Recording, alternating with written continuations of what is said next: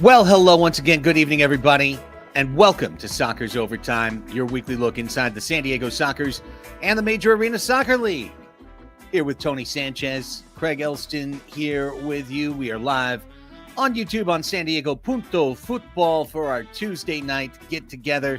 Great to be here with you. And Tony, how are you, my friend? As you mentioned right before we went to air, you've been battling a couple of things. Thanks for fighting through to be here today.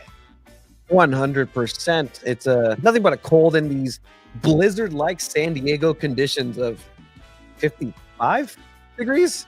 I know. Tell me about it. Bring out the tea. That's how you know it's serious, when I bring out the tea instead of a coffee. But we're here and we are ready to go because we are mid-season, Craig. And we are in mid-season form, presumably.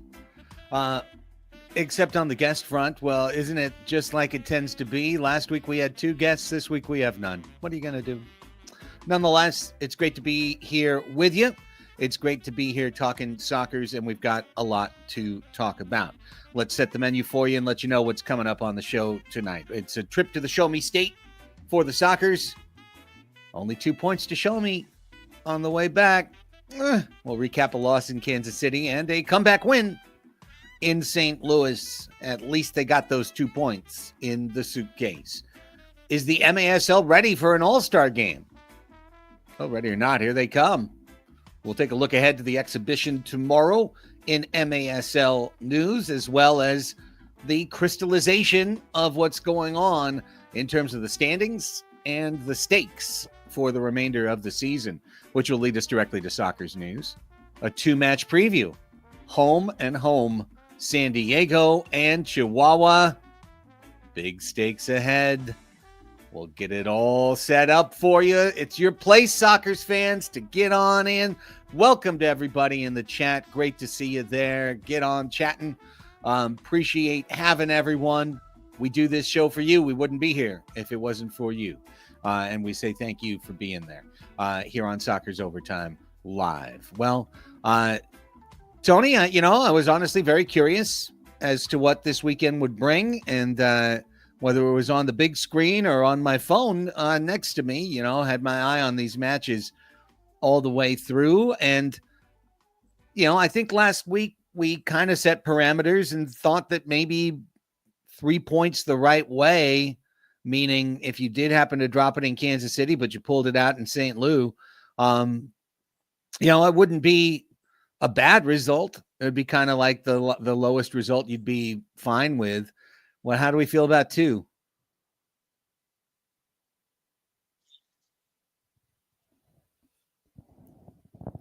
Can you hear me? I'm stunned at the result of the away match here. I think I'm back. We're back. Yeah, I was like, yeah, we're back. Was this a dramatic pause? What happened? About those away matches. Nope. Yeah, you're here. I see you. The internet is in mid-week stride and mid-season form as well. It is a storm a-coming. Put me away. Okay. Are you back now? No, 100%. The internet is also feeling the coldness. It's not a fiber optic yet here at San Diego Football Studios. Yes. But yeah, no, it was a interesting midweek trip over. What's going on? You hear me? Hola. Yeah. I think you. Am I freezing on you?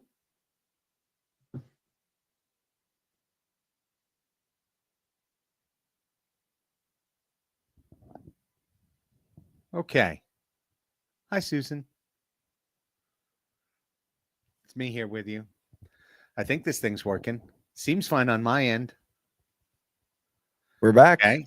Yeah, I got you. Do you got me? Oh, we got you all right. No, this mid-season form for the internet is absolutely is tearing it here, but we are back. Can you hear me? We're good?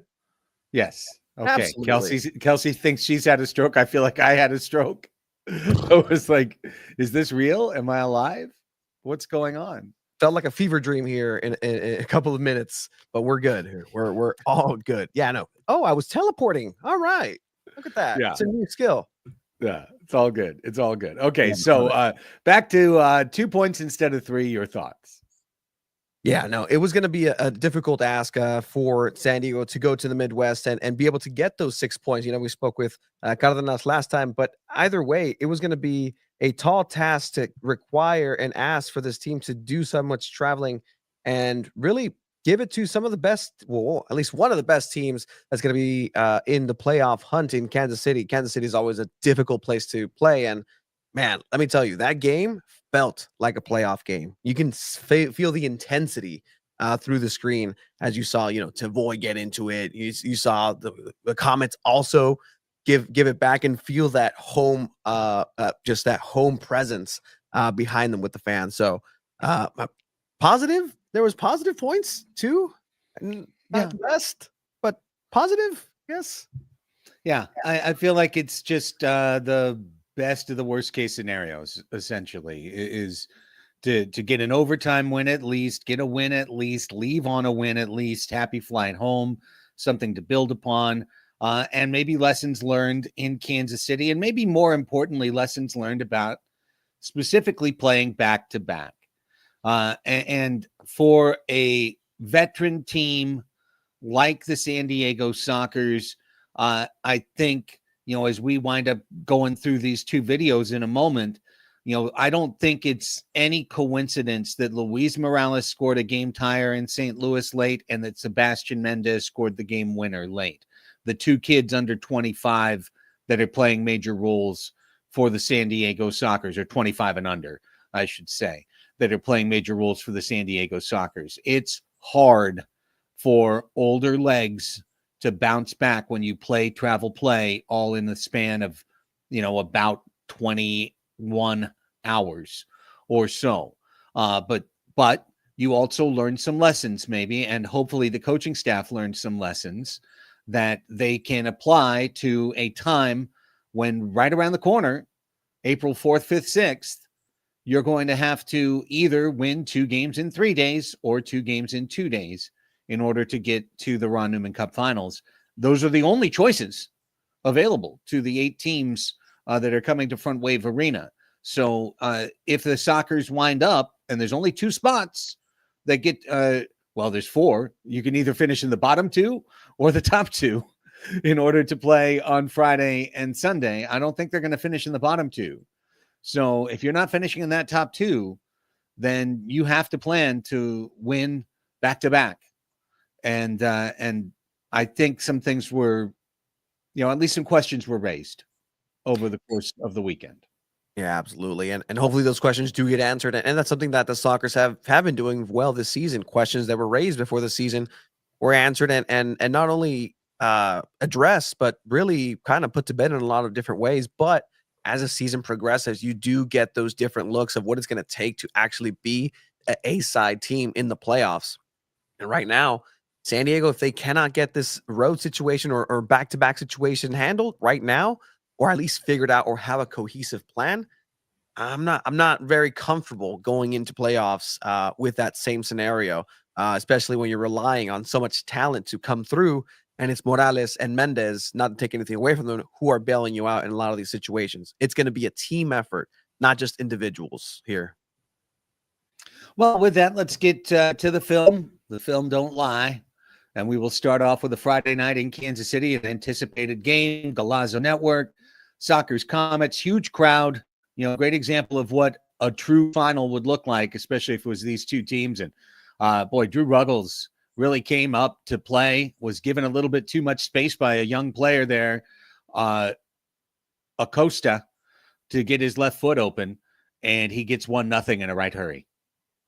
Yeah, and Ruggles has been doing very well on the away side of things here in with the San Diego in this season. But here you can just see the atmosphere, right? Lighting everything up in the first quarter, and a mistake. Like, this is something that's going to be a pattern, has been a pattern, unfortunately, on defense for San Diego. It's just being sloppy on that last third. Boy, you're not kidding. And that's a true giveaway in every sense of the word. Is essentially an own goal. Lot of space right there for Nacho. Boris makes a great save. Crossbar and out for Tavoy Morgan. 1-1 at this point. Nicely contested through 10 minutes. What a beautiful, beautiful play this was. Ramon Palmer, all the credit in the world. One touch, gets that pass forward with the strength necessary. And look at this, out of the air, header pass forward, 2 bounces to Reggett. That ball literally only touched the ball twice between Ejimatu's hands and the back of Boris's net. Yeah, wonderful play there. There's really nothing you can do. And the Sockers are really getting beat at times with the simplest of passes, the simplest of plays. And that's a beauty right there. And here's another great strike. Yeah, it is. And it's also a little bit of miscommunication through the midfield. Tavoy a little bit out of place at that point. Charlie and Serta getting taken out of the play. Cesar goes for the steal instead of the defense. And whenever you go for a steal and you miss, this is what you get. You get a wide open shot. You get Lennis for the goal, and you get 3-1 Kansas City. But wait, hold on. We're going to have a challenge flag. Was this trapped with a handball? Oh, yep, there it is. Handball. Yeah, it was. Handball, no goal. Hey, let's give Coach some credit there. Good job. Successful challenge. Takes a goal away. +1 for Phil Salvaggio. 2-1 late in the first. Things are getting hot. This is kind of a preview of what's to come, foreshadowing in the dramatic sense for the third quarter. Yeah. And then again, it's atmosphere that you're going to have to get used to, right? You're not always going to play at Mesquite Arena. You're not always going to face these teams with a low attendance. If you go into these situations, you have to be prepared, even in mid-season, to have players come at you and feel that intensity. You have to have that level-headedness to be able to move past and just play your game. That's all you got to do. Play your game. No call there, though. So I think that's important to note. Now here we go again. More, that's Lennis in the ear of Mendez. Lovely steal, Leo. Sets up Gutierrez for 2-2. That's how indoor works. Quick turnaround. Get the ball fast to somebody with space. And a lovely work for the Sockers. Very early in the second, at this point, watching this game, feeling very confident, remembering that the Sockers mostly controlled Kansas City at Front Wave Arena, played that game from ahead the entire time. And now, okay, a couple early goals conceded, one an absolute gift. But the same 2 guys who literally gave it away, Leo and Christian, combine on the goal for 2-2. Look at this. Great goal. How about it? Great goal. Drew Ruggles for a lead. Hospital ball across the line, but well dug out of the corner to get it there. Yeah, the Sockers version of the same play where you have goalkeeper from all the way from back. Pardo picks it out. Great pass. Here's a header. Oh, the header. That's beautiful. Excelente. That's beautiful. You're absolutely right. He's looking at it too. That would have been a great photo to capture. You know what I mean? Oh, how about the pinball? Ball hit in the middle of Junior Kazim and then Ejimatu and then in. Weird game. Great save there. Ejimatu with a 3-2 lead here. Sockers trying to get that fourth. That would have been huge. 2 excellent chances. Craig can't believe he didn't finish that one. Yeah, that Ejimatu. one. Lovely parry by Philip Ejimatu. Wonder why he's not at the All-Star game. Open question. Okay, that's clearly a foul and clearly a blue card. And it's 8 seconds into the third quarter. So the Sockers, can you pause it for just a second? Just keep this in mind. The Sockers are leading 3-2 at the half. This is their defensive captain here, Cesar Serra. And let's back to the play if we can. Just back that up. Here we go. Long ball forward. Just pretty much straight up beaten on the play. I don't think there's too much more to say about that. I had 2 hands out shoving the whole time. Very clear, very simple play to be called, but terrible for your defensive captain to take. So now you're down on the power play. Simple. Okay. Tuck it in. Yeah. Get it down to the low corner. That's a classic right there. Rian Marquez draws the penalty, finishes the penalty unguarded. Not much to be said. Not much for Pardo to have done either. You want him to be explosive off the line and then give up the corner? I don't think you do. That one's kind of like, wow. Okay, little toe poke from there. Okay, well, back to even square terms, 3-3. Now what do we have? We have Kazim, and as Van de Griff is literally celebrating to the crowd because he knows what he's done. Yep. He's gotten the reaction he wanted. Come on in there. Get the shove. I'm not going to lie to you. I don't get that being a lonely blue. However, it's also not something you can really excuse. And what do we have here?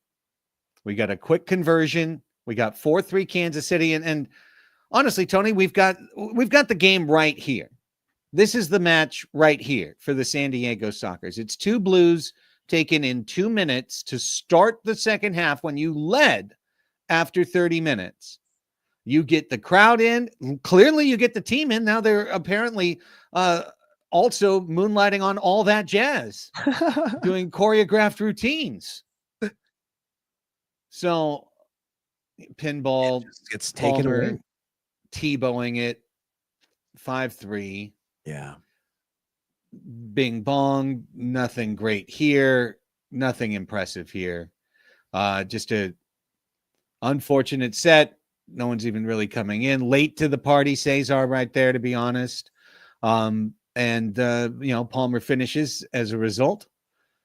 And now the Sockers are down a brace, and you're starting to wonder. But as we always know, free kicks are our dream. What? Did that like reverse spin in like a Scotty Scheffler putt? How did that even go in? It's an autogol. Technically, just that unfortunate, depending who you ask, right? Fortunate bounce off the defender. Acosta, there it is. Acosta. Off Acosta. Well, what can you do? Hey, you're part of the field. 5-4, we're right back in it. Yeah. Great opportunity, better play at Jamadu. Beautiful. Difference now, the anger goal. Back to 2. Yeah. Set piece against. Great shot, Tetsane, right there. Yeah, and just that momentum shift and really taking the horns back by Kansas City to let San Diego back into the game, but be able to have that peace of mind to be able to just, hey, we're still in it. We're still concentrated. We're here at home. We got the backing of everything and everybody, the momentum of a great stop by Ejimadu, and then it just kind of careens from there. Boy. I'll be fair. This is the point where I went to walk the dog at 7-4.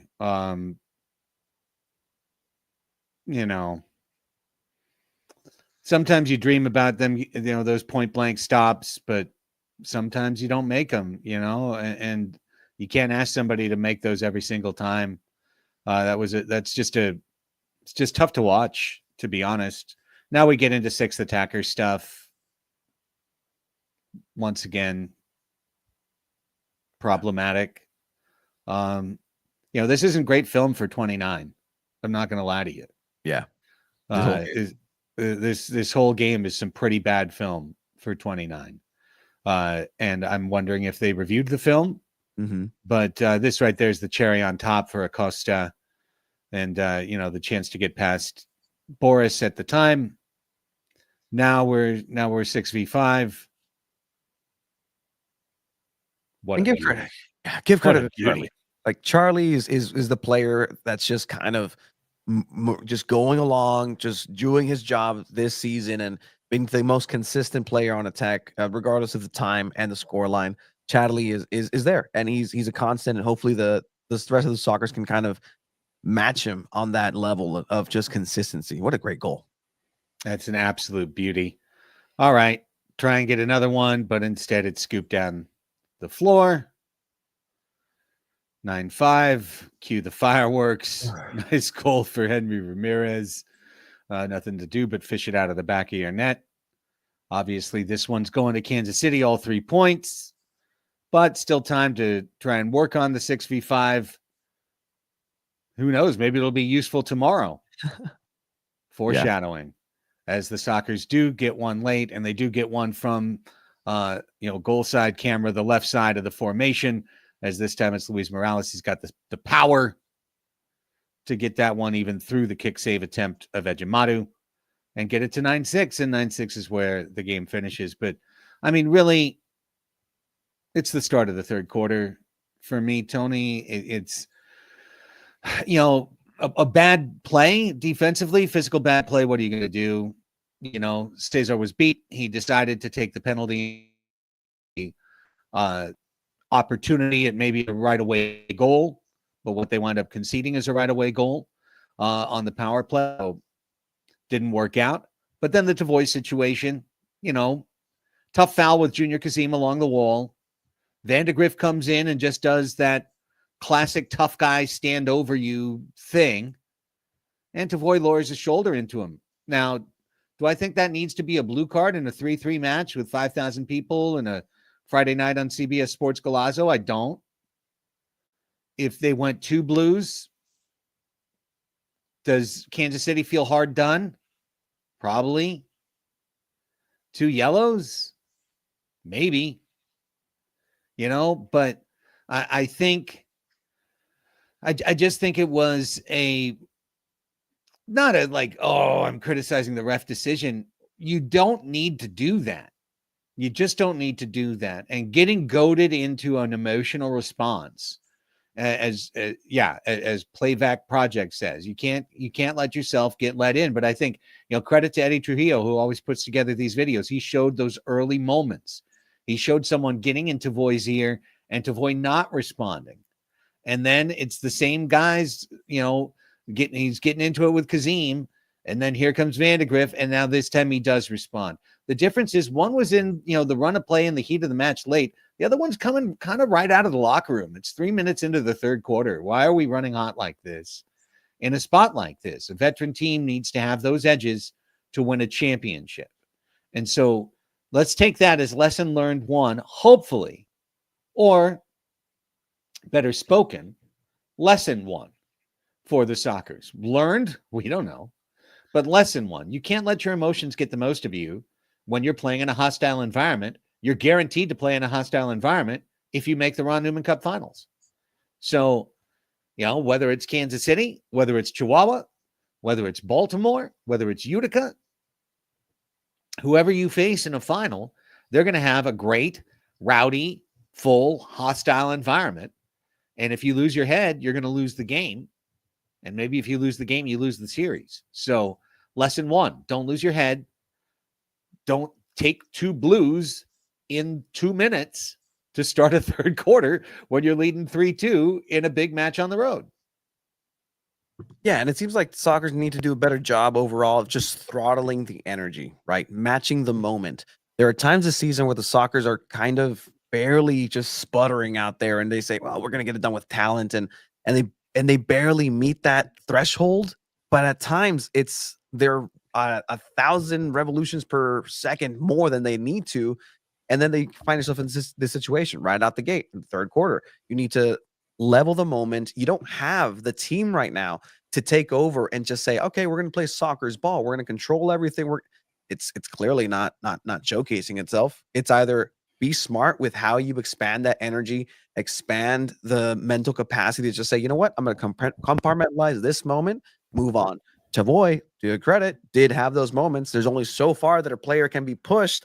And again, the no calls, a history, and knowing who Tavoy and how he's treated around this league as well has to be taken into consideration. But overall, just the Sockers need to meet the energy of the moment and be in harmony with it. It just seems like everything's kind of out of whack in a lot of these situations. And as you're saying, the playoffs, this could have been a playoff game. This could have been the one and done. This can be all these things because these games are so important, because you only got 2 points on out of 6 in this possibility. This is a real outlook. You don't have the luxury of saying, oh, this is Sockers of old. This is the Sockers that just going to cruise through and we're going to get it through. No, you have to be able to manage and meet these moments. Speaking of meeting the moment, you're down 1-0 on the road and you just fibble-fabble the ball between 2 players, and just through complete inattention, essentially, you allow a team to score. Now, God forbid that if the next game you would also have your second goal allowed be a complete fibble fabble. But so take that moment. That's a moment. Okay, you go, oh God, oh well. Right now, how about a couple games back? Pee Wee trying to head the ball back to Boris, gets jumped by Tyler John. Tyler John puts it in the net. Well, there's a second one. That's a goal that can't be allowed. It's a moment of ill focus when the ball's in the danger zone, like you're on the training ground instead of being in the middle of a big time match. Okay, well, of course, we know we're going about to see another one that's even the worst of the three coming up in the next. But if you take that goal and you say, we're a championship team, we're a championship organization, we cannot allow that goal. That goal can just not be allowed. I don't care what excuse. Oh, you thought, I thought you had it. I take it. You take what? No, that cannot be allowed. To avoid getting that blue cannot be allowed. Serta, don't even take the blue. Allow the turn by Marquez and he scores. All right. Allow the goal. You're up 3-2. You're up 3-2 in the third quarter. Instead, you're down 4-3 because you gave up the own goal and you gave up the angry goal. And those two goals are 4-3 down instead of 3-2 up. Now, maybe Kansas City continues forward and continues on to win the game. But you saw unraveling plays. You saw individual unraveling plays as the game continued forward. And, I mean, just how? How do you let that happen? It's obviously just an error. It's a physical error, but it's also a mental and a focus error. And those are the types of things you need to eliminate along the road to the championship. So you can never lose focus for any moment in 60 minutes, 70 if need be, to win a championship. Lesson 1, you can't lose your head. In a road environment, guess what? You're about to go to one on Friday. You're about to go to maybe the best one on Friday. So, and they're going to show up for that match. We haven't seen people showing up for Tacoma or for Texas or some of these other teams that have gone down to Chihuahua. You know they're going to show up for San Diego. So, like, these are lessons you can take to Friday. And that's lesson 2 to me is don't lose your head. Lesson 1 is don't lose your focus. Lesson 2 is don't lose your head. I think it's a different match, honestly, Tony, on Friday, if both of those things take place. Yeah, absolutely. And I can tell you from keeping an eye on what happens through Savage social media, and they do a great job of just really promoting this game over in Chihuahua. And just, the people there know this matchup. Es un clásico, as they say. It's a derby for them. It's a very important matchup. So you're going to expect that the Sockers, the team that had beat you past tense, that you have some real history with, is coming to your house. They've already beat you already away. There's a chance to go ahead and showcase what they've been doing to everybody else in this team. All these 20 plus 17, 15 plus goal score lines are in preparation for the Sockers. Like, I think that has to be, taken into consideration. They don't mean to be scoring so many goals against Tacoma. If they can score half of those against the Sockers and win, that's what they want. They're in preparation for these big moments. They're preparing. They see the bigger picture here, and it's the Ron Newman Cup, and hopefully the Sockers can get on that same program as well. The reason I feel comfortable in making these types of critiques is that you see the scorecard that we fill out for every game. 11 years MASL, 7th year Sockers, 11th year MASL, 9th year Sockers, 10th year MASL, 8th year Sockers. There's so many guys here who haven't just played in the league since its inauguration. All but 2 of them have played with this team at least 2 seasons. If not 3, 4, 5, 6, 7, 8, 9, 10, 11, 16 in the case of Craig Childs. So, I mean, if with Eddie back in active, throw him back into the mix, however many years that he's played for the San Diego Sockers. So that's a veteran team. You can't make the youthful mistakes, that you're going, oh, well, the Aztecs missed some free throws. They're a young team. Like, no, the Sockers are a veteran team. They can't be giving up own goals. They can't be giving up blue cards in tie games when it's a subtle provocation. Come with your professionalism, and professionalism involves focus, and it involves cool under pressure. So that's my takeaways from Kansas City. Also, the Comets have a good team. They've got a great atmosphere.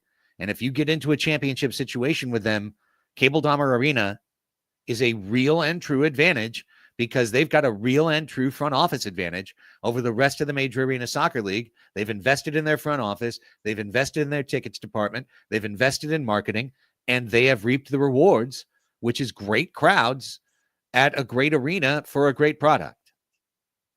Yeah, they're the gold standard in a lot of different ways that the Sockers used to be and wish they can be and wish they can get back to. So again, credit to the Comets. They played a great game. They stuck to what is successful. And honestly, as we'll see here against St. Louis as well, it's a real strategy. Wait for the error. San Diego's going to go ahead and take care of themselves. Just wait them out. And geez.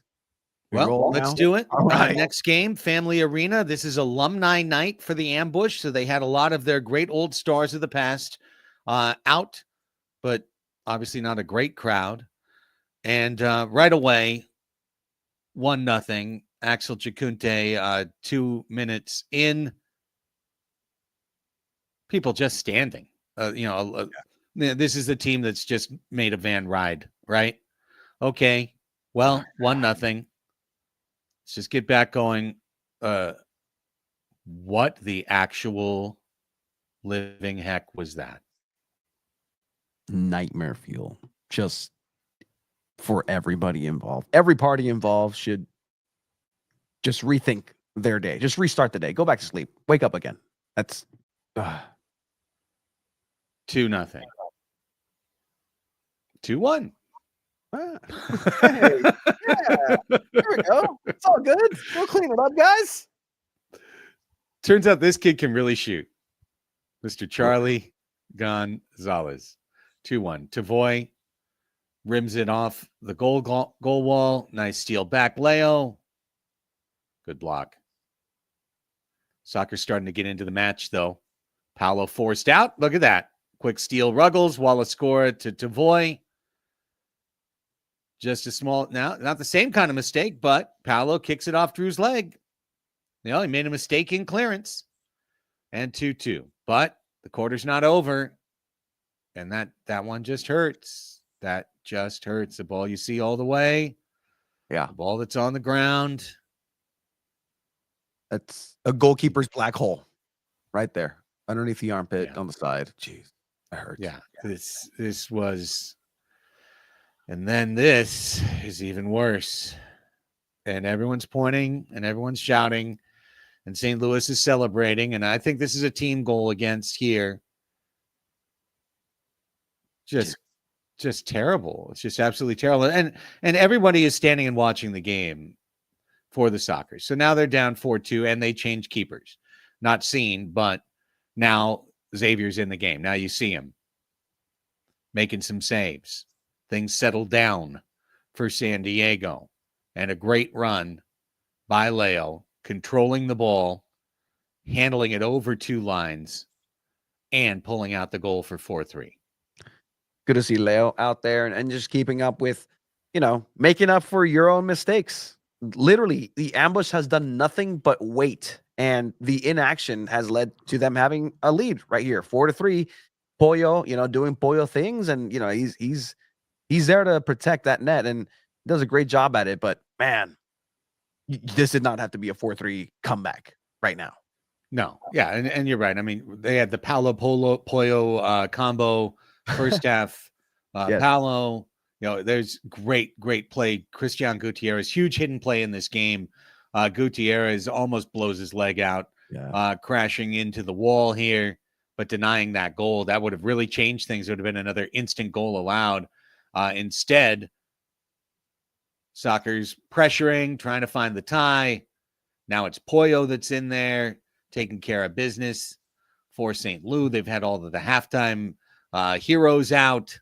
Everyone's playing inspired ball now.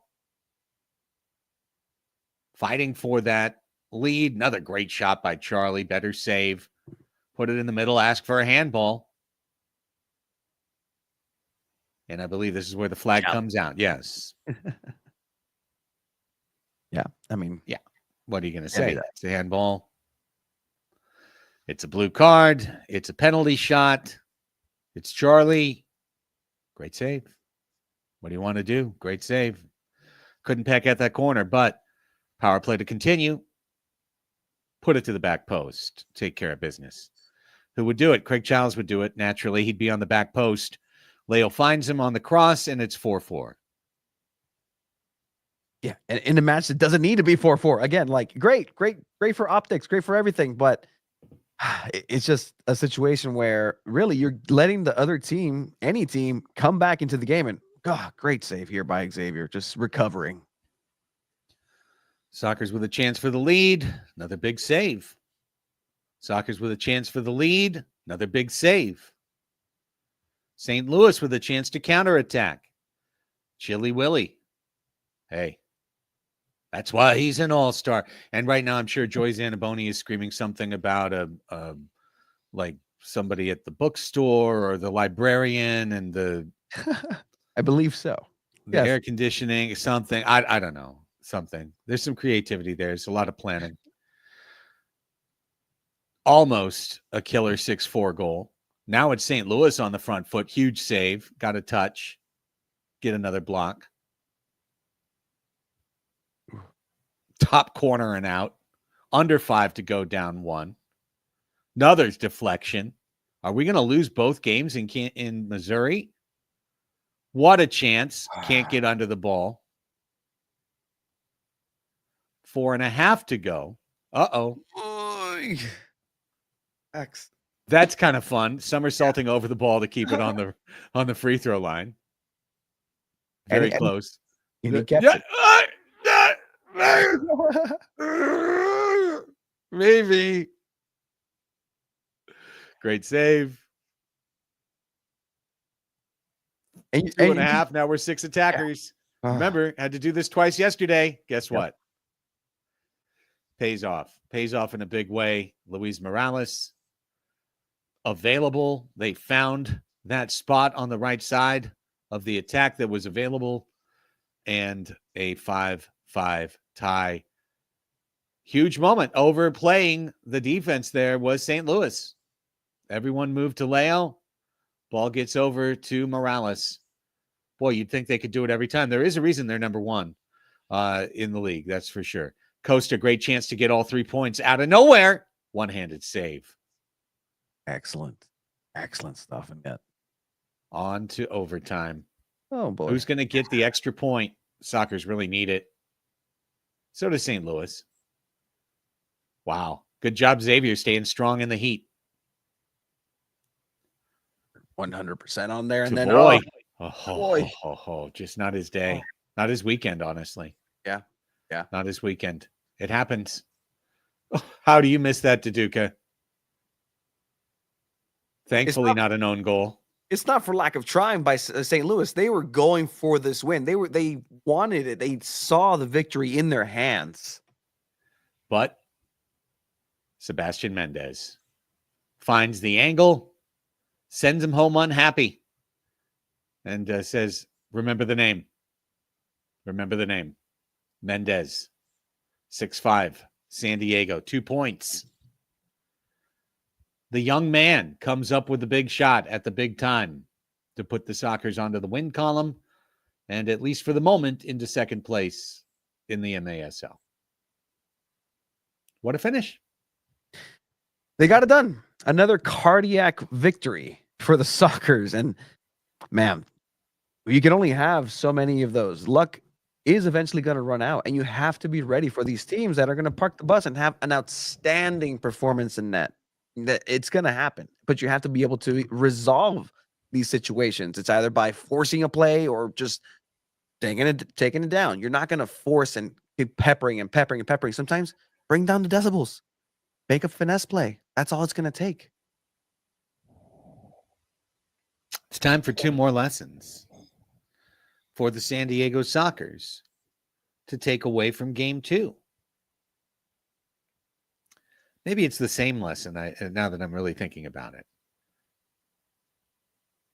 you got to plan for both games when you're going to play 2 games in 2 days. And when you're a team, I admit the Sockers don't have some of the depth that they would like to have. So maybe this one I can give them a little bit of a pass. If you have a Ben Raymond, if you have, Pee Wee, a couple of the other guys, Taylor Bond, a couple of the guys who are out right now, then you've got a better ability to rotate a more reliable lineup from a Friday to a Saturday. Some of the guys really looked bad on Saturday. But I think the primary lesson is for the coaching staff, you've got to have some discipline when it comes to recognizing what's going on with your team. And obviously, I'm referring to the first quarter of this game. And I don't have any inside information, so I can't tell you if Boris was not feeling good or if he was nursing something and trying to play through it. I can't tell you that. What I can tell you is he was selected by the coaching staff to start that game after playing the night before at the age of 40. When you've got Xavier Snare-Williams right there, a young man who's 25 years old, who's ready and raring to go. And you never know when your leader might go down. You understand that he's the veteran leader of the team. He's the guy that the defense trusts. He's the guy that the defenders believe in. He's the guy you've built around. You've extended over and over again. You chose over Chris when the time came in 2019. Like there's a lot of things that you've done, that you've invested in Boris. But if he wasn't feeling good, if he wasn't feeling right, that was conveyed to the coaching staff. They had that information. If he said, I'm healthy, I'm ready to go, I don't blame him for talking to the coaching staff and saying, I want to play. I blame the coaching staff for starting him. Why are you doing that? Why don't you trust the young man that's been in your organization for 4 years when you understand there's no one behind him? There's no one challenging to take Xavier's job right now. There's no one on Stalkers 2 that's pushing the envelope, that's on the verge of usurping him. He's someone you've invested in over time, and he's been rewarding you with play that at least statistically has been the better of the two throughout the course of the season when he's played. That doesn't mean that he's better than Boris. I'm not saying that at all. I'm saying when he's played, he's been very good. So why would you subject your team on a road back-to-back to force your veteran goalkeeper to start back-to-back games and to pull him after one quarter when he personally allows a couple goals and 4 are sent in? Well, what does that message send? You make the right decision a quarter behind and down by 2. And what does it cost you? It costs you a standings point. What could that standings point cost you? It could literally cost you the necessity that you'll have to play back-to-back in the quarterfinals and the semifinals. That point could be the difference between getting a day off and not getting a day off.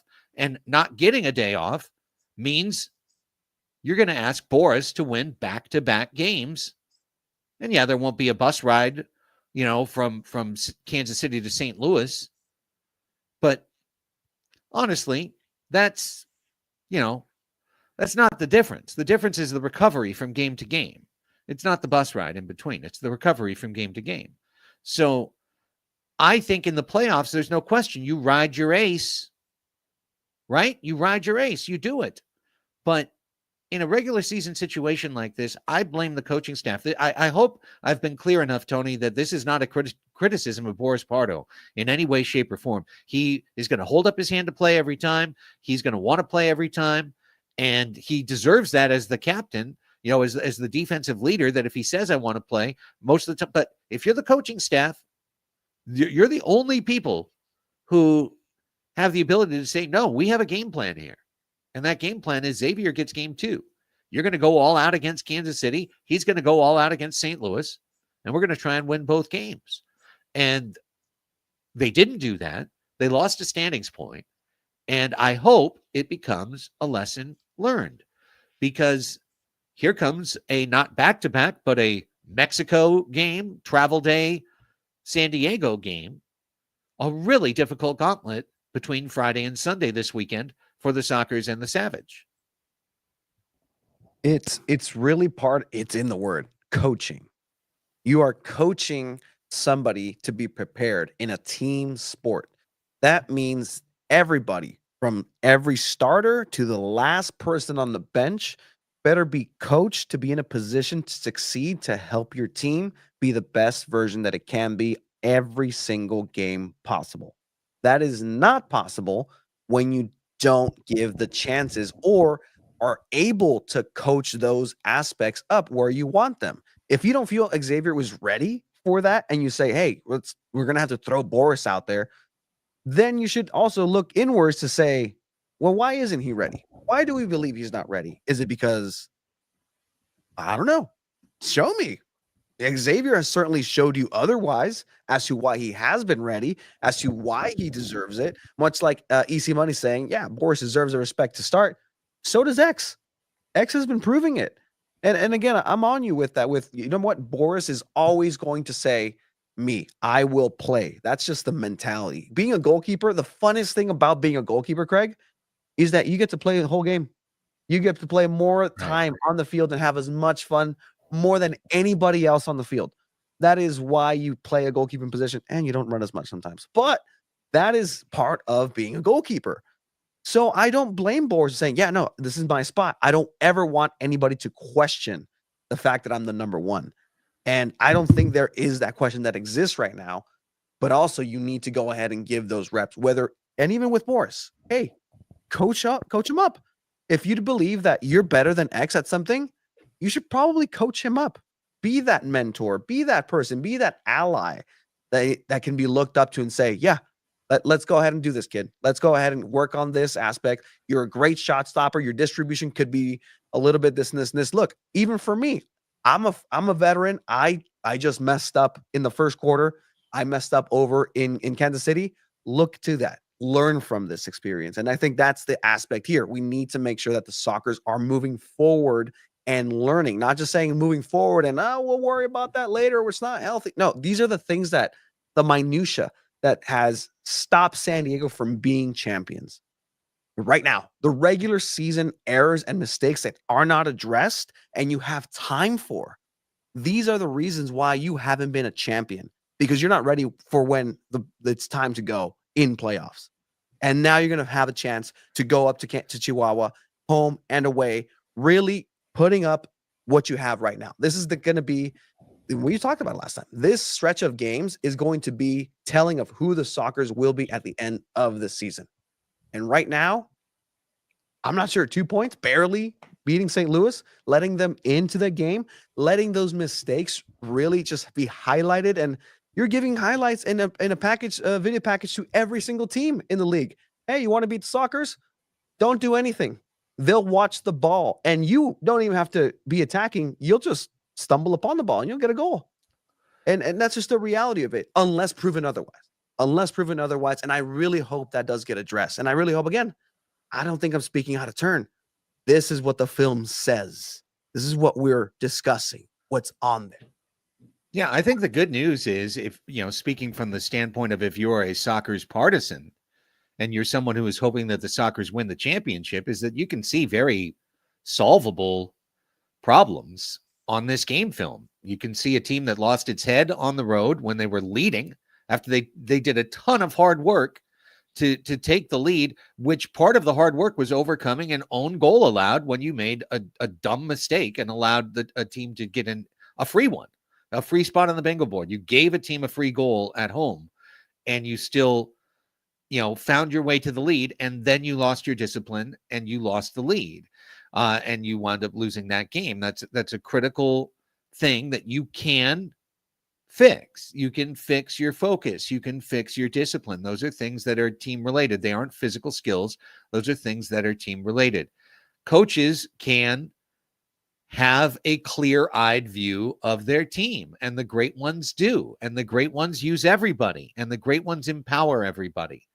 And while I get and enjoy kind of the debate that's going on in the chat right now, to me that was a standings point decision, was to make the wrong call, find yourself conceding goals at a wild rate, find yourself down and on a 16 goal allowed pace after the first quarter, make a switch and then see the game change. When you brought in the fresher legs, then you saw the game change and you saw the team get right back into the game.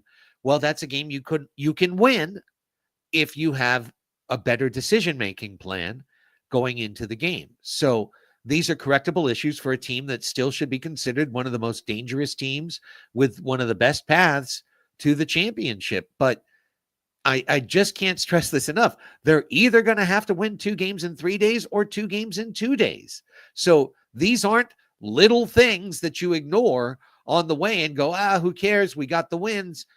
Buddies, that's what we've done so many years in the last 10 is, little things along the way to a semifinal loss. To a semifinal loss, to a team that's more disciplined, to a team that's got a little bit better of coaching focus and has had a little bit more attention to detail and takes you down in the critical edges in the critical game. And we've seen it happen so many times. Do you want to see it happen again? Because I know, one of our friends, Puma, and he's gone back and forth with me in this chat in the past. He asked before the season, what are we going to get? And it's like, is it going to be another year of high-priced talent, plays well, gets a lot of wins, loses in the semis? Or are we going to push through and see that different kind of team? I thought we were seeing it in the wins over Kansas City and Chihuahua. I don't think having a 10-game losing streak end in front of 5,000 people in Kansas City is any kind of shame. A lot of teams are going to lose that match, including the very best. So no shame there. Chihuahua lost in Kansas City in front of a great crowd. But there's a couple little things that you can tighten up here, because I'm telling you, the next 6 points are going to be the 6 hardest to get. And if you don't get any of the 6, you can pretty much kiss the top 2 goodbye. And I understand we're demanding excellence. I understand that. I understand that there's been players who are coming back that have been on the mend, that have not built the chemistry with the players that have been playing and building their own chemistry differently. But at the end of the day, there's really only one end to this. It's either you win the championship or you don't. It's either Front Wave Arena is the home of another, and it opens with a sad group of Sockers fans, or a happy, yay, we got it, we did it, like finally we got back to number 1. And that's what everybody's been asking for. That's what everybody, from what I've heard, fan base, players, and talking to them, like, they're disappointed as well. It's not to say that the players themselves don't want it. You clearly see the effort. You see Gutierrez almost breaking his leg, putting his body on the line to stop a goal. For all intents and purposes, that's a hat trick for all I'm concerned. Like, I hope the goalkeeping locker room bought him dinner after that, because that looked gnarly. And to come back after that, excellent. There are highlights. There are moments that this team showcases why they demand the respect. But the fact is, we are demanding excellence that we know is possible with the roster that they have, even within injuries, even with the inconsistencies, even with the travel. You've proved it to us. We're asking you to keep doing. We're asking you to do what you do best. We're not asking you anything impossible. And it is possible. Just let's build that consistency. Stop shooting yourself in the foot. Stop stopping your own worst enemy in the worst times, and play some simple soccer. That's all you have to do. And that'll take you through as far as you want. If you lose to a team in playoffs that just played better than you, you know what? Great. They deserved it. There's nothing to say there. Kansas City played a great game. But if you lose in a match like St. Louis, I will be part of the irate group that will point to these moments now, have said, you didn't learn from that. Hey, soccer season 7, episode 6, Craig's had a couple lessons. Did you go for that? No, we didn't learn any of these. The intensity wasn't there. We didn't match the moment. I don't want to have to be able to come here and be like, yep, that was the moment where, soccer's were figured out. This is the entire season. This is not a prediction. That was a spoiler.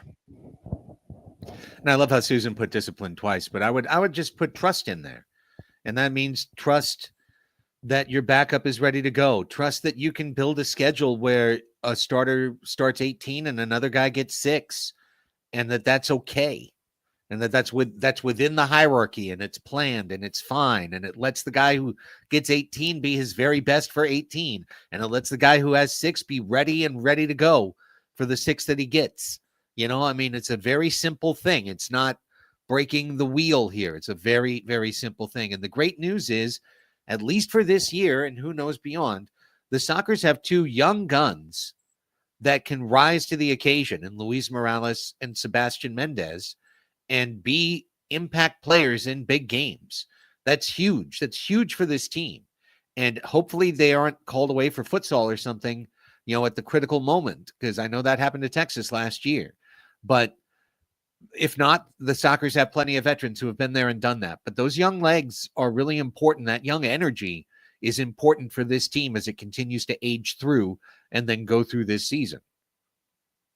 And it's that over reliance, right, on certain individuals that you just cannot get into really fathoming that. You see it in every single postseason. You have, individual performances are great, but if you are letting all the games in, if you're letting all the goals in, you're not playing cohesive defense, you're not communicating, you have mistakes, you have just everything go wrong, because you'll have those games. The ball just is not going to go in some of these games.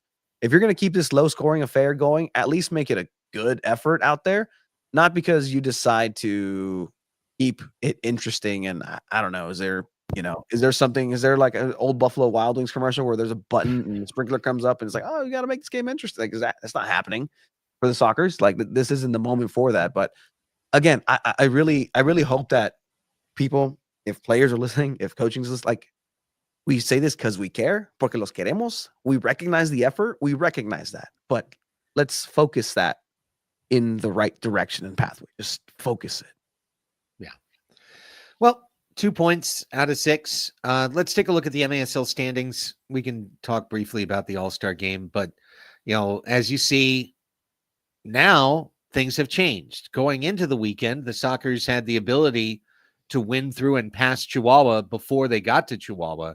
But as things turned out, instead of having 34 points at this point with 2 matches in hand, they've got 30.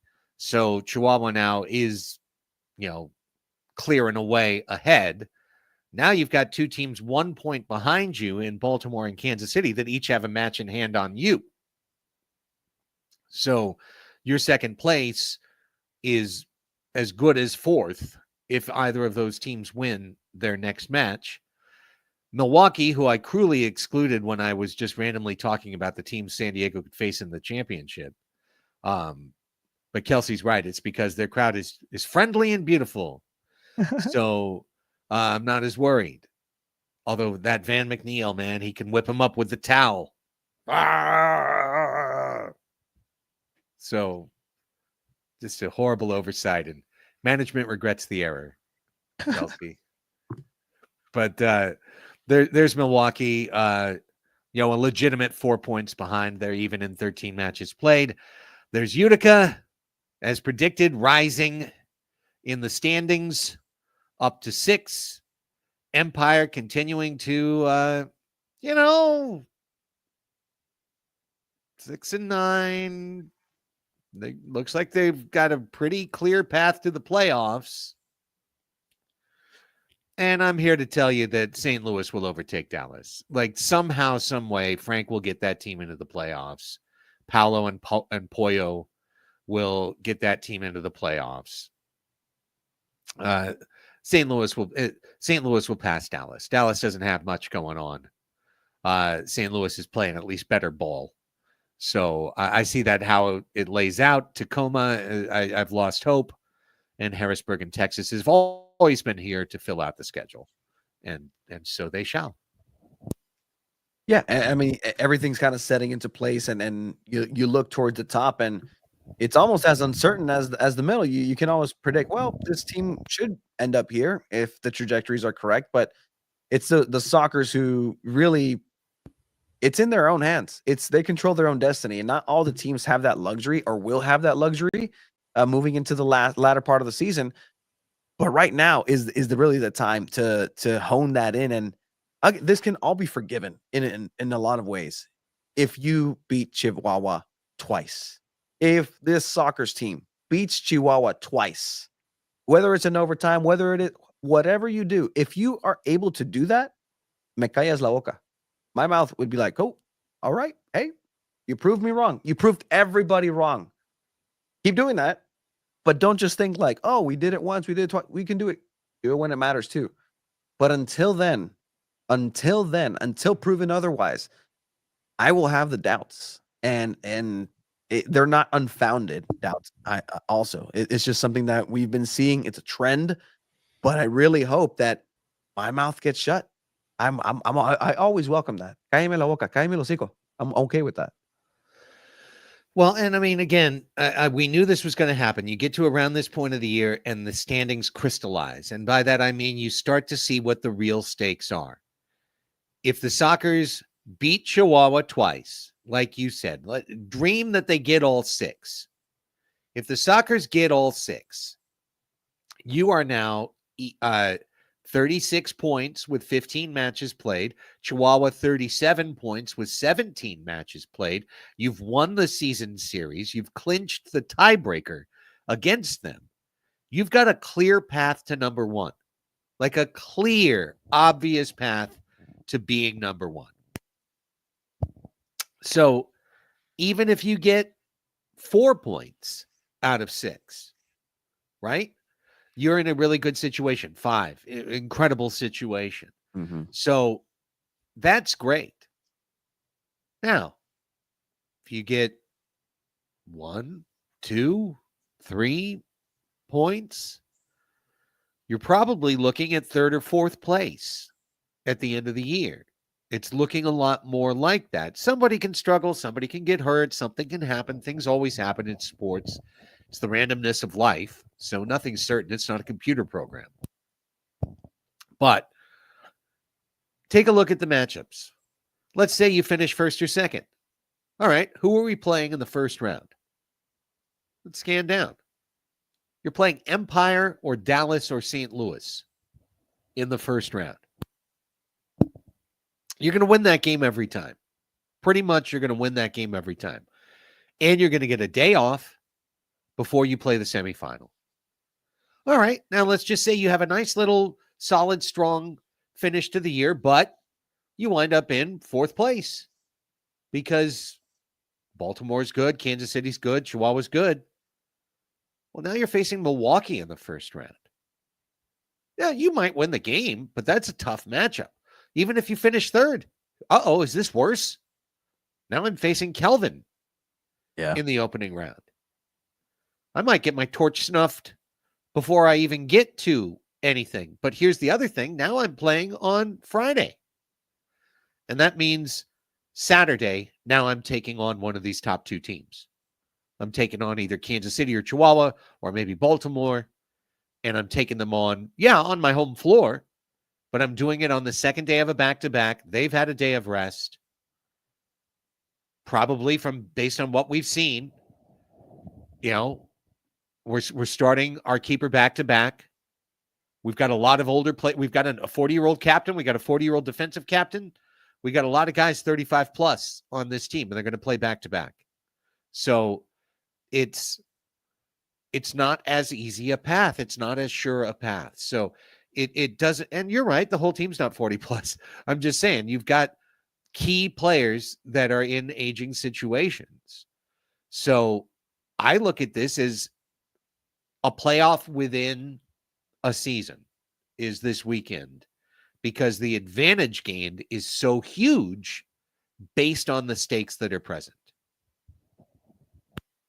And I like this kind of thinking too, and a lot of coaches think this exact way. And you'll hear on a post match or whenever, like, when is the right time for a team to peak? Have the Sockers peaked? Because we were talking about it. The Sockers have beat Kansas City. They've beat Chihuahua. Is that the best Sockers that we'll see this season? Hopefully not. But if that's the case, then I'm worried about ending in those situations and facing a Milwaukee or a Kansas City again, or whoever it is, because away, it seems like, it's not a guarantee that you'll get a easy victory or a guarantee that you'll get a victory at all. Because again, you're subjecting yourself to be able to be influenced by these outside circumstances, whether it's a referee and a bad call or an inaction or the crowd being a little bit too hot for you, right? Like, not everybody. Don't forget, you are pretty much the target of this league. You always have been for a reason. Maybe you forgot that reason, haven't been playing up to the reason, but nonetheless, there's a target. So that's one of the things that I really hope isn't lost in all of this, is that make sure that you're peaking at the right time, but it's not, there's too many variables between here and now. Will Morales and Mendes still be with the club? I saw a question. Hey, is Escoto going to be there for Chihuahua? Well, that fantastic question. And if he is, do you really want a player that hasn't been in the team and building chemistry the whole year to be Hard an pass. important place like that, especially Hard knowing pass. Scotto and his tendencies? Yeah.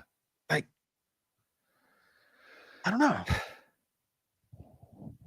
All right. Just a very brief note on the All-Star game coming up tomorrow in Utica. I'm certainly looking forward to tuning in, and I want to give credit to the Major Arena Soccer League for trying to take progressive steps forward to increase and enhance the product, to create better content, to create good content for a good network like CBS Sports Golazo. I credit them for trying to take this step forward. It's a positive step forward for the Major Arena Soccer League. Here's the problem. It's an obvious but small problem. When you're a league who has such a difficult time getting dates for your teams in arenas on weekends, you wind up putting this on a Wednesday in Utica, New York. Excited. And I'm sorry, but these players don't have private jets to fly in to Utica, New York from hither and yon. They just don't. They've got the opportunity to fly commercial, coach, okay? And as a result, like half the team has dropped out. Half the All-Star game has dropped out. Now, Chris, they said, dropped out due to injury. So I certainly hope he's okay, and that he'll be good going forward for Tacoma. But having a game on a Wednesday in upstate New York for a team that flies commercial, a league, I should say, that flies commercial, it's just difficult. This league needs to put their All-Star game on a weekend.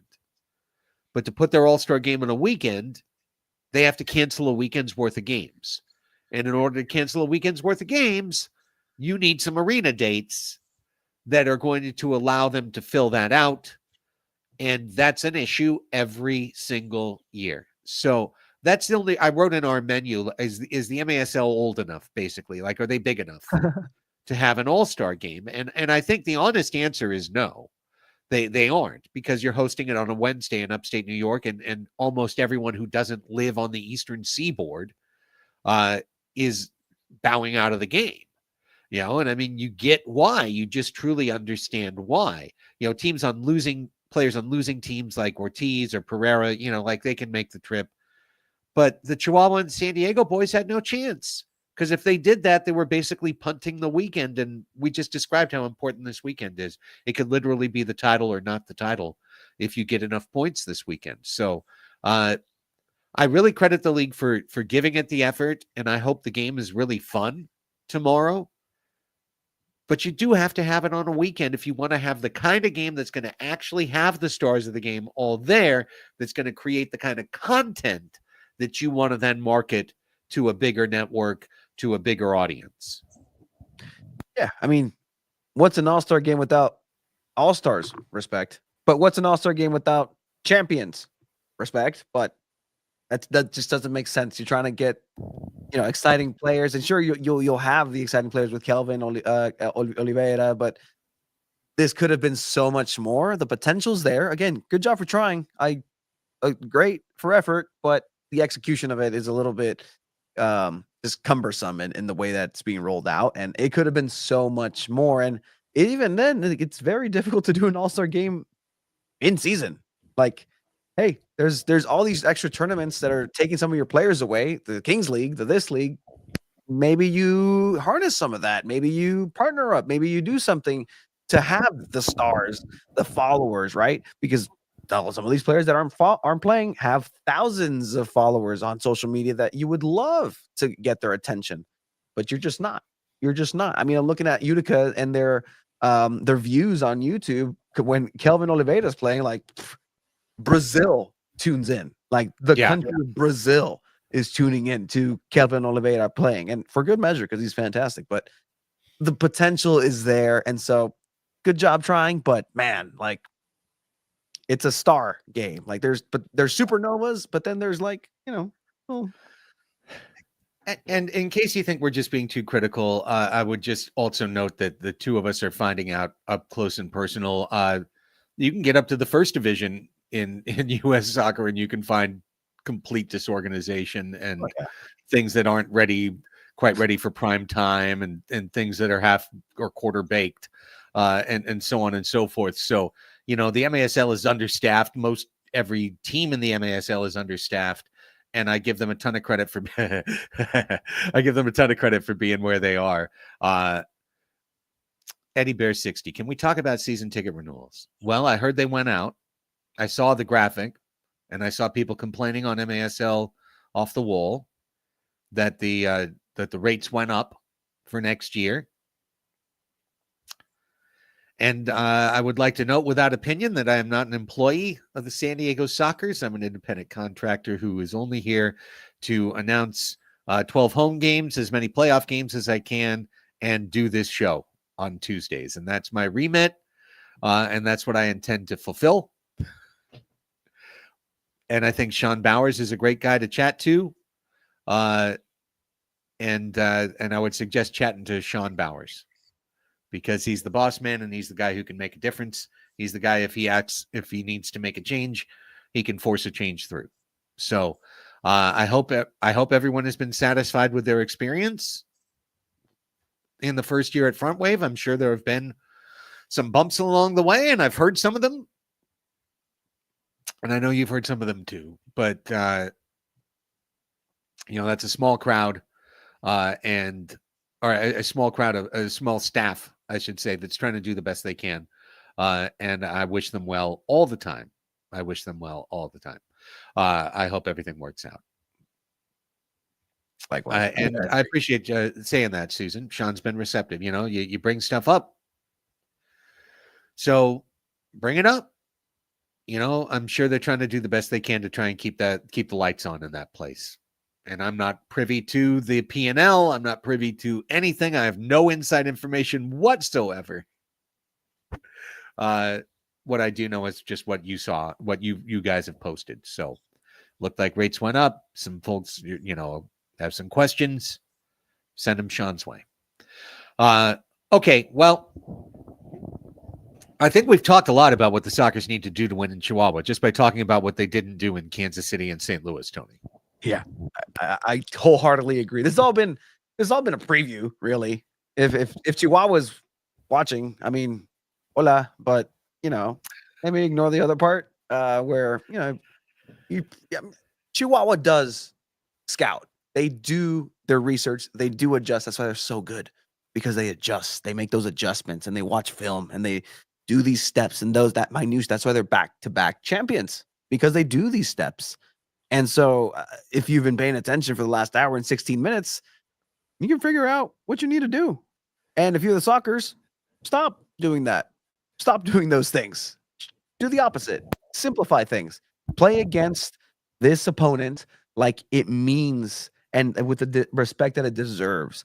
If you have been underplaying St. Louis, if you've went down and, you proved everybody here, all two of us, wrong that you could score 10 goals against Texas. Hey, they Great. did it, man. They And beat the hell out of Texas. damn right they did. But, this is the game where you can go ahead and now shut us, cállame la boca. Like, do it. That's fine. There's that opportunity. Golden chance. You got two. If you beat them in one, you know what? All right, there you go. But also be competitive in the other one. It's been a giant just setup for here we go. Here's the game. Pay attention. Valentine's Day. Oh, the love will be flowing at Corner Sport Arena. That's for sure, Tony. And here's the thing. You can play a really good, really disciplined game at Chihuahua and lose because of the pinball. You can just lose. You can lose on a bad call. You can lose because the calls are going consistently against you. And then you finally yell, and then you get the yellow, and then the key defender is off for 7 minutes. And it's in the 7th minute that somebody gives something up.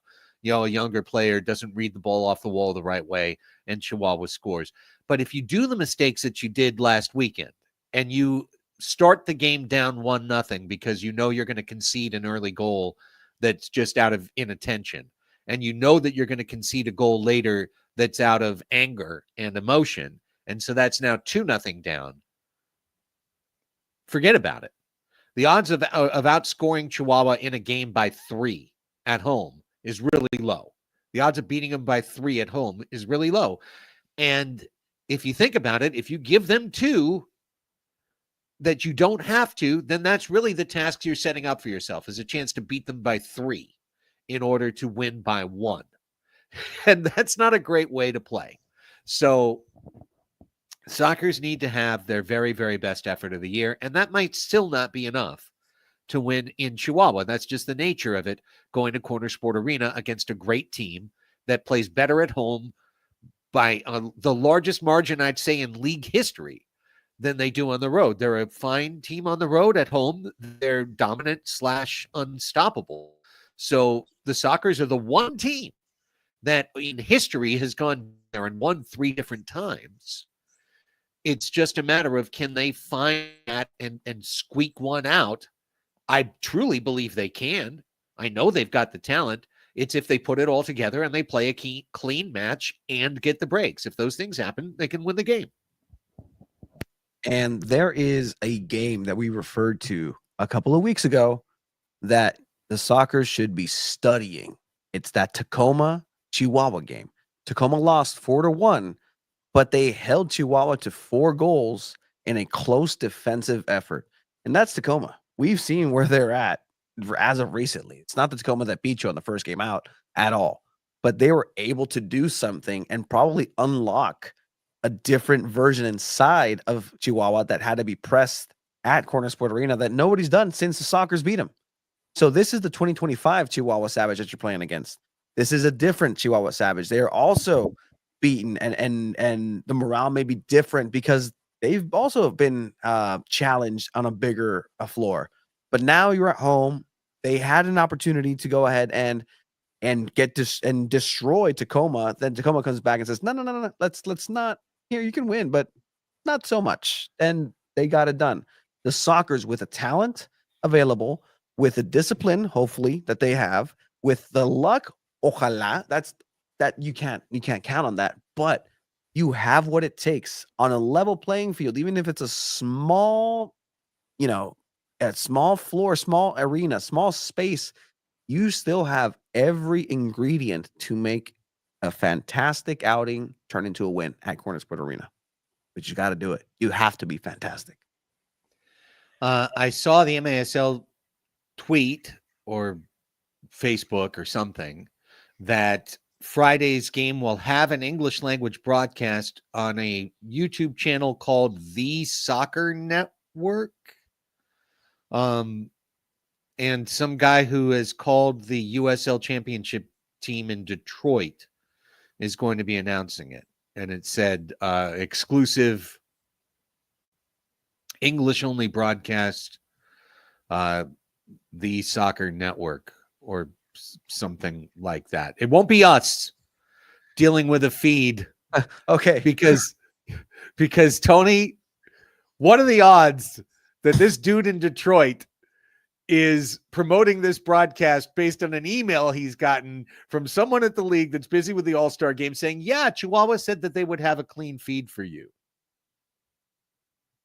One of the most stressful moments of my whatever career this is or choice was that match. We're trying to get on a final, on a championship game, Oh my God. clean audio from first the Califinos Sublimit Lounge, and then from here, it worked. We got signal. We bounced 3 different signals from Twitch to different Twitch and made it happen. Vaya con Dios. I really hope they have everything that they need. And I'm just glad it's not me this time. I'd be ready if it was, but they didn't tell me. Now I'm going to look at my emails. Am I included? Like, am I? Right. Yeah. You're going to wake up in the middle of the night like, Keith Tozer is calling me. He wants to know why we don't have the feed ready. Yeah, it's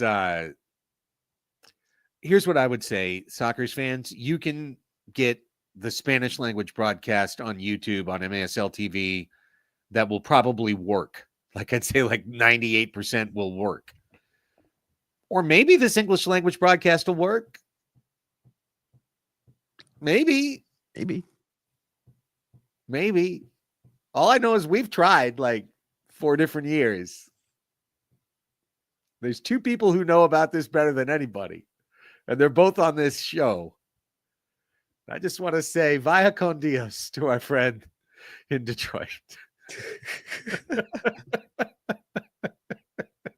And even then, if it does work, I'm going to be sitting here like, you guys going to do that? Really? Yeah, that wasn't possible? Yeah. All right. Right. Cool. Got it. To have some dude from Detroit who hasn't called these games or these teams at all, like ham hock his way in. I hope he does great. I'm sure he's great and a professional. I have no idea. If he's calling the USL championship level, he's got to be at least pretty decent. So, cool. I hope it works. And that's the story. And then Tony and I will be back. That game's on MASL TV too, I believe, and not Golazo on Sunday for the Sockers and the Savage. 5 o'clock, not 6 o'clock. Please make a note of it. And almost everyone's got Monday off. So, please enjoy the match on Sunday and enjoy it responsibly, but you have the opportunity not to have to hustle home for, getting the kids to bed bright and early the next day because it's President's Day the next day. Almost everyone's got next Monday off. So, looking forward to the weekend that will be, Tony. Looking forward to watching on Friday and looking forward to announcing this one Sunday with you. Yeah, no, it's going to be, this is what the MASL also circles on their calendar, these matches. And I really hope that these 2 teams represent the league well and give people a reason to keep tuning in. Because again, if this is the top of the top, the creme of the crop, you know what? Let's go. And hopefully the Sockers are able to meet the moment, adjust, and do everything that they need to in order to get this win. If it's an ugly win, I'll take it. If it's the most cardiac win, go for it. If you just stumble upon the grossest, absolutely abysmal looking goals and you edge out by 1, okay, that's fine. I don't need you playing beautiful soccer. I need you playing effective soccer to get a win. Get those points. All right. With that, let's go ahead and close this one. Appreciate everyone being here. Long show for no guests, but we did have 2 games to go through, and I think some interesting stuff to go through as well there. So hopefully some lessons learned for the San Diego Sockers over the course of this past weekend that can be applied to this upcoming weekend and to the playoff weekend that is ultimately going to decide everything for this club. So, as mentioned, Friday at 6 o'clock, Sockers in Chihuahua. Sunday, 5 o'clock, we'll be there for the Sockers in Chihuahua from Front Wave. And then next Tuesday at 6 o'clock, Tony and I will be here, likely with the captain. He did send his regrets. He is in charge. There's a giant part of Soccer's team tryout thing. Like they're sorting all the players. And today's the big day, and they did it all today because they know it's going to rain all week after this. So all the boys are kind of like busy grading 8 and 10-year-olds or something. I don't know, but hopefully we'll get the captain on next week and sort it all out. Until then, for Tony Sanchez, I'm Craig Elston, reminding Tony to promote everything that's going on with San Diego Punto Football. I almost locked out without the promotion. Here we go. It's all good. Check everything out. San Diego Punto Football, the home of soccer in San Diego. We spoke to Jonas Seideval yesterday. We're talking to Mikey Varas with SDFC. We're talking everybody in soccer in San Diego. So here's the home at San Diego Punto Football. That's the website. Version 2.0 actually coming out. It's going to be really cool. Craig? Looking forward to that. Well, you can listen to me Monday through Friday on the Annie and Elston Show, 10 a.m. to 2 p.m., 97.3 The Fan here in San Diego. Also available on YouTube on the 97.3 The Fan webpage. So like Kelsey can watch in Milwaukee, or anyone can watch anywhere, but hopefully Kelsey can watch in Milwaukee. Also, you can follow me on Blue Sky at 619 Sports. Over 1,000 followers now there. And you can follow me on Instagram at 619 Sports and Life. And with that, life will move on. Time to go have dinner. For Tony, I'm Craig. Thank you for watching. Let's see what happens this weekend. We'll talk to you on Sunday. Go Sockers.